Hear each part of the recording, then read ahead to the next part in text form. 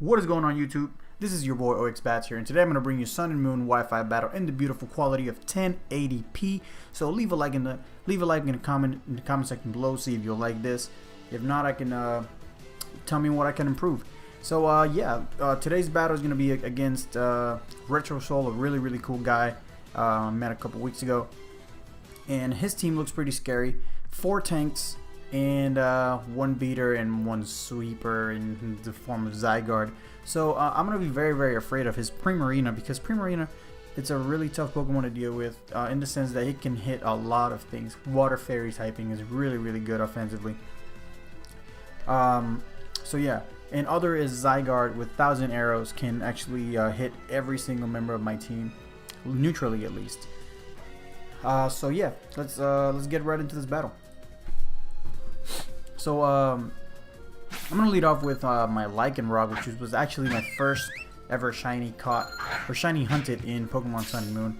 Notice it was in a time ball, so yeah. So I'm gonna lead off with Lycanroc, set up my Stealth Rocks because it's pretty much his only purpose.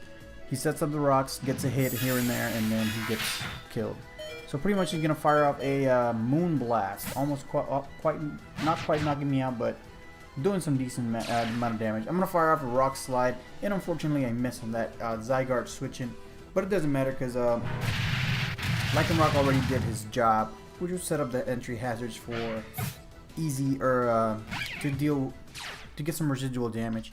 I'm gonna scare Zygarde off because he fears the Ice Shard. Ice Shard will one-hit KO that Zygarde, especially because I'm running the the Izium Z, which I use for a boosted Ice Shard. So yeah, I'm gonna expect him to go for the Rapid Spin, which he does, and it's awesome because my Salamence has actually a Rocky Helmet on, which is gonna allow me to inflict more passive damage onto his Torkoal, which I'm gonna need in the long run because Torkoal is a pretty bulky Pokemon as it is. So I'm gonna fear the Moonblast and switch into Celestea, but he's actually gonna predict that pretty well and go for the Hidden Power Electric, I'm assuming, because since the drought is up. And he went for Hidden Power. I didn't think it was fire because it didn't do more and he didn't use it again.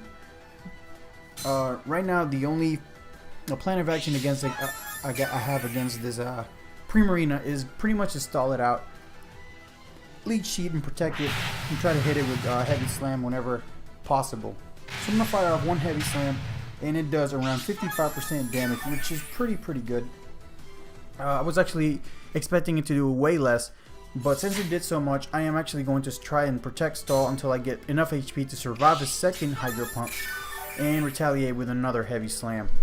So I'm pretty sure this is what's going to happen right now. He's going to fire off a second Hydro Pump, not quite killing me off because Celestea is too much. Celestea is too good, and you're going to see in a couple instances in this battle where Celestea's bulk is it's a force to be reckoned with.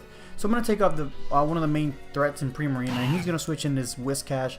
I'm going to predict Dragon Dance, and since I'm pretty sure I can take this out with Salamence, but I don't want to cut it too close. So I'm going to try and get some extra damage onto this Whiscash in the form of Leech Seed and get also some recovery. I think I was recovering around 60 HP every time I get Leech Seed recovery. 60 HP plus like 30 something HP I was going for in that I get from leftovers. So I was getting quite a decent chunk of HP every time a turn passed and I stalled a turn. So I'm gonna go and fire up the first Earthquake here just to try and get some extra damage, because I know from this point he really can't knock me out, or even at a +2, just because his Earthquake doesn't hit me. And I don't think his Waterfall will do that much either. So I fired off a Earthquake right there just to see what he would do, and he actually went for the second Dragon Dance, which is actually a good play because setting up as many Dragon Dances as you can is the way to go with Whiscash. So I'm gonna protect on this Waterfall, and now I know for certain after this Leech Seed recovery that I'm gonna have enough health, enough HP, and enough bulk to take a Waterfall at +2. So he's going to fire off a Waterfall, and I'm going to survive. So I could have taken it even if it was +3, I think. So I'm going to fire off a second Earthquake, and with the Protect I'm going to go for next turn. It is going to be enough to put Whiscash in a really tough spot. And he almost lives, and he knows I'm going to go for Protect this turn. So he's going to take the opportunity to switching into his Drifloon in a free manner because he already knew I was going to go for Protect. This turn he's going to bait the Heavy Slam, which was a really good play. Double switching to Torkoal to try to take my Heavy Slam, but the reason I went for Heavy Slam, even knowing that he might switch into Torkoal, was because Heavy Slam is one of those moves where you really can't go wrong with it. You're going to hit whatever he brings in. Even though it wasn't super effective, I did some damage to that Torkoal. So right now I'm going to predict the fire move, but he's going to go for the explosion. That was a great play. I even sent him a message on Skype and told him, damn, I wasn't expecting that at all. So he's going to hit it. He's going to hit my my Araquanid, which is one of my favorite Pokemon from this generation. And unluckily, I'm not going to be able to showcase Araquanid in this match because Araquanid gets annihilated by Gigavolt, Havoc, and yeah, really just used that as a meat sack, I guess. He just died to two really strong attacks. So yeah, now I'm going to go switch into my Weavile because I know it's a free switch because I'm faster, so I can just easily go for Icicle Crash and try to make it seem like I'm choiced in some way. See if he would just fall for that. So now I'm gonna he's gonna scare me off to that Muk because I don't really want to deal with that Muk.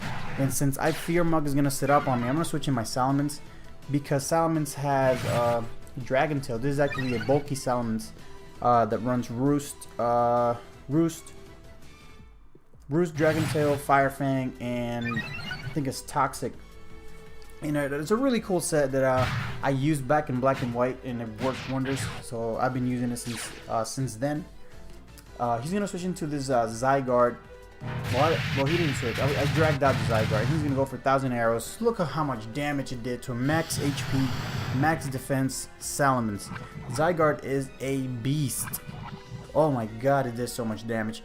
But unfortunately for him, 1,000 arrows is not actually doing that much damage to actually two-shot me. So I'm going to take the opportunity of knowing that little piece of information to go ahead and try to roost stall his Zygarde into racking up more poison damage every turn. So the margin that I'm leaving, the margin between the roost and the 1,000 arrow damage, the roost recovery and 1,000 arrow damage was around 9 HP. So he was doing to me 9 HP less than what I was recovering with roost. And I think he noticed that, and he actually made a good play in switching out because he was not going to win that exchange. But I actually predicted him to switch out, or even I predicted him to actually. I actually didn't predict anything for that. I just remembered. So he just went to Dragon Tail just to phase him out, just switch him to something else because Dragon Tail would have hit super effectively anyway. So now he's going to bring in his Muk. He's going to fall asleep, and he reveals the Sleep Talk Stockpile combo, which is pretty scary if you ask me. I mean, you have a pretty bulky Pokemon in Muk that you are racking up stockpiles. So yeah, I don't really know why he would switch. I think he feared the Earthquake, but even if I would have gone for Earthquake, he would have taken it and would have been just fine. So he's gonna switch into this and start trying to set up on me. But I'm not gonna shy away. Celesteela is such a good Pokemon. I mean, it's so good. I might not even use him again because he is too good. I feel like it makes battles uneven if the other person doesn't have a Celesteela of their own. So he's gonna go for the Resto Chesto combo, sitting at a +1 coming of Calm Mind, and it's looking pretty scary. This Drifloon, but since I already Leech Seeded it and I have Protect and I have the Heavy Slam, I think in the long run my bulkiness is going to be more than enough to wither this Drifloon out. So I'm going to go for the Heavy Slam. It does a decent chunk of damage. And right now it's going to be another one of those Celesteela walls type things. So yeah, he's going to fire off of Shadow Ball. It's going to do a decent amount of damage. But I think this Heavy Slam is going to be enough to kill it out because Celesteela is just that good. I mean, there's nothing else to say. Celesteela is just that good. Now he's going to bring in Super Zygarde over here. Anubis. Nice name for it, buddy. 1,000 arrows fire, and he's going to hit me pretty hard. And I'm actually going to live. Again, I mean, Celesteela just didn't want to die this match. He was not going to call it quits. Fire out of Earthquake. Not quite doing that much damage to him, but just enough to put it in range so any of my attackers could kill him. And if they wouldn't have killed him, toxic damage would have eventually killed his Zygarde. So he's finally gonna take on my Celesteela. And at this point, it's pretty much a wrap because my Weavile is obviously gonna outspeed because of Ice Shard, and his Muck is asleep because he went for the rest a couple turns ago. So it's all in the matter of if he can get the Muck to wake up in this turn. If he doesn't, it's pretty much a good game because I'm gonna go for the IZMC boosted Icicle Crash in the following turn, and that's gonna be enough to take out that Muck. So I hope you guys enjoyed this battle. If you did, leave a comment in the comment section below. Leave a like. It really helps my channel out and keeps me motivated to making more videos, guys. So until next video, so yeah, enjoy this Sub-Zero Slammer. And while you do that, Sub-Zero slam that like button, guys. Until next time.